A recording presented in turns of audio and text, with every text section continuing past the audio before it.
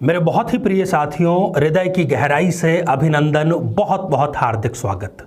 साथियों, कई प्रकार की बीमारी की यदि कोई एक औषधि मिल जाए तो उसको कहा जाता है, उसको नाम दिया जाता है रामबाण औषधि या रामबाण दवा।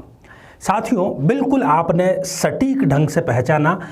यदि किसी भी प्रकार का मंगल दोष है, किसी भी प्रकार का, पांचों में से कोई भी प्रकार हो, या फिर चाहे आंशिक मंगल हो या पूर्ण मंगल हो, शादी हो चुकी हो या शादी होने वाली हो, चाहे बिना कुंडली मिलाए विवाह किया हो और शादी के बाद में पता चला हो, सभी प्रकार की स्थितियों पर आज का जो उपाय है वो बिल्कुल सटीक बैठता है। और ये मैं नहीं कहता, ये हमारे द्वारा किए गए शोध कहते हैं।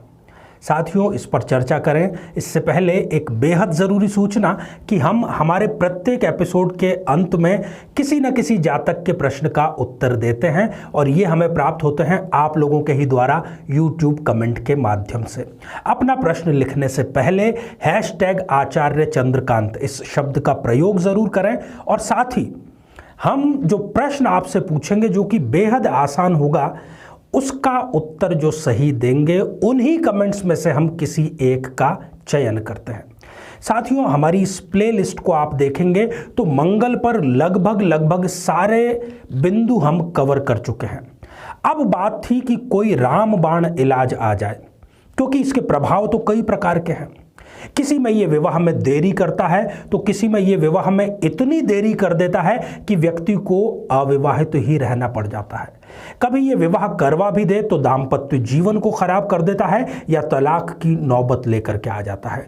दो विवाह के बावजूद व्यक्ति विवाह के सुख का लाभ नहीं उठा पाता। कई बार तो निसंतानता का भी सामना करना पड़ता है और यदि घोर मंगल हो तो ऐसे व्यक्ति को, महिला को या पुरुष को वैधव्य का या विधुरता का, अकाल मृत्यु का सामना भी करना पड़ सकता है। साथियों, उपाय कई प्रकार के हैं, ग्रंथों में भी दिए गए हैं। जातक मेरे पास में आते हैं, कहते हैं कि हम जिस ज्योतिषी के पास में जाते हैं वो हमें अलग कोई नया उपाय दे देते हैं। कोई तो ये कहते हैं कि 28 वर्ष के बाद में मंगल जो है वो गायब हो गया है आपकी जन्म पत्रिका से, अब आप निश्चिंत हो सकते हैं, परंतु दुख तो कम होने का नाम नहीं ले रहे। शादी के बाद में पता चला, किसी ने, ज्योतिषी ने कहा कि आप लोगों का जो मंगल जो दोष है वो कैंसिल हो गया है। पर इन सब के बावजूद व्यक्ति जो है वो दहशत में रहने को मजबूर है। तो साथियों, क्या इसका कोई इलाज है? जब हमने इस प्रश्न के उत्तर की तलाश शुरू की तो हमें मुश्किल से ही सही परंतु उत्तर हाँ में मिला। साथियों, एक ऐसा मंत्र है जिस मंत्र में सभी प्रकार के मंगल दोषों को समाप्त करने की शक्ति है और इस मंत्र का नाम है, इस जादुई मंत्र का नाम है मंगल चंडिका मंत्र। कुछ इसमें सावधानियां जरूर रखनी होती है, परंतु सबसे पहले और सबसे महत्वपूर्ण बात यह कि कोई भी मंत्र हमें तब तक लाभ नहीं पहुंचा सकता जब तक कि हमें उसका अर्थ नहीं पता है। क्योंकि हम किस देवता से क्या मांग रहे हैं, हमें खुद ही यदि उसका अर्थ नहीं पता है तो फिर हम कैसे प्रार्थना कर सकते हैं। इसलिए आप हमेशा ये ध्यान रखिए कि मंत्र का अर्थ जरूर आप जानने का प्रयास कीजिए। आइए साथियों, बिना किसी देरी किए इस जादुई मंत्र को समझते हैं और साथ ही इसका अर्थ भी हम समझने का प्रयास करते हैं। रक्ष रक्ष जगन्मातर देवी मंगल चंडिके, अर्थात जगत के माता पिता, कल्याण करने वाली देवी हे मां चंडिका। हार के विपदाम राशो हर्ष मंगल कार्य के, अर्थात ढेर सारी विपत्तियों को, यहां कहा गया है विपदा राशि, मतलब बहुत सारी जो विपत्तियां हैं उनको भी हरने वाली और प्रसन्नता देने वाली हर्ष मंगल कार्य के। आगे ये कहता है कि हर्ष मंगल दक्षे च हर्ष मंगल दायी के, अर्थात हर्ष और कल्याण में निपुण, कल्याण देने वाली मां। शुभे मंगल दक्षे च शुभे मंगल चंड के, शुभ और मंगल कार्य में दक्ष, मंगल करने वाली है माँ चंडी। मंगले मंगलार है च सर्व मंगल मंगले, मंगल में और भी मंगल करने वाली, सभी का मंगल करने वाली, सदा मंगल दे देवी सर्वशाम मंगलालय। अर्थात सदैव सभी का मंगल करने वाली हे देवी आप कृपा करें। साथियों, इस बेहद ही सुंदर और बेहद ही शक्तिशाली मंत्र में बार बार सर्वम मतलब हर प्रकार के मंगल दोष को दूर करने का इसमें शक्ति है, साहस है। बस ये मंत्र आपके लिए जागृत होना चाहिए।